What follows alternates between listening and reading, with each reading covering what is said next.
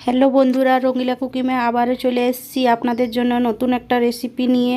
আর রেসিপিটি খুবই দারুণ আর মজার রেসিপি, আর একদম সহজ পদ্ধতিতে আপনাদেরকে বানিয়ে দেখাবো যে আপনারা সহজের মধ্যেই একদম বাড়িতে ঝটপট বানিয়ে নিতে পারবেন। তো রুটির সাথেও খেতে পারেন এই রেসিপিটি, আর ভাতের সাথে খেতেও খুব অসাধারণ হবে।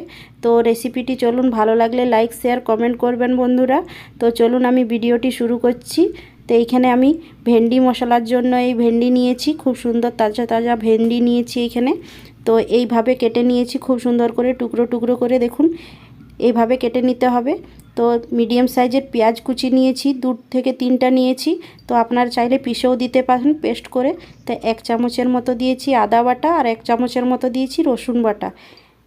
তার সাথে দিয়ে দিব আমি 1 চামচের মতো ধনে গুঁড়ো, 1 চামচের মতো জিরে গুঁড়ো, আর সাথে কাশ্মীরি লাল লঙ্কার গুঁড়ো 1 চামচ, আর হলুদের গুঁড়ো 1 চামচ, আর সাথে 1 চামচের মতো নুন দিয়ে দিচ্ছি। পরিমাণ মতো নুনটা দেবেন আপনারা। আর সাথে দিয়ে দিচ্ছি 2 থেকে 3 চামচের মতো সরষার তেল। আপনারা চাইলে সাদা তেলও ব্যবহার করতে পারেন, আমি এটা সরষার তেল দিয়েই ব্যবহার করেছি রান্নাটা।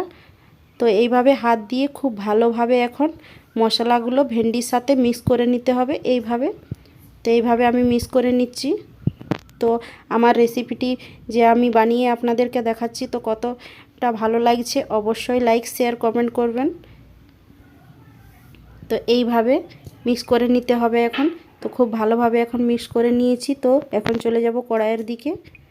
তো গ্যাসের উপরে কড়াই আমার বসানো হয়ে গেছে। তো কড়াইয়ের মধ্যে আমি 2 থেকে 3 চামচের মতো সরষার তেলও দিয়ে দিয়েছি, আপনারা চাইলে সাদা তেল ব্যবহার করবেন। তো এর মধ্যে দিয়ে দিচ্ছি সাবু জিরে 1 চামচ, আর দিয়ে দিচ্ছি 1 চামচের মতো সরষে।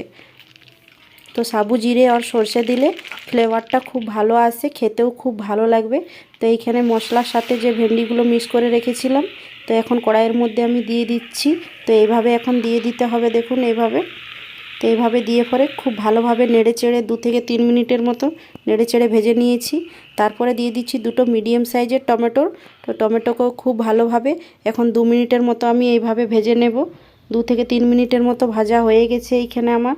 তো টমেটোর আর ভেন্ডি খুব ভালোভাবে সেদ্ধ হয়ে গেছে, আর টমেটোরও খুব ভালোভাবে এখন গলে গেছে, দেখুন।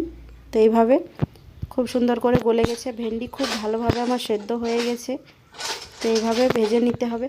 তো হয়েছে আমার খুব অল্প টাইমের মধ্যে হয়ে গেছে, 5 থেকে 4 মিনিটের মধ্যেই আমার হয়ে গেছে এই রেসিপিটি। তো এই রেসিপিটি দেখুন বন্ধুরা কতটা সহজ পদ্ধতিতে আমি বানিয়ে ফেলেছি।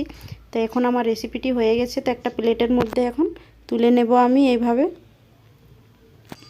তো এইভাবে তুলে নিতে হবে।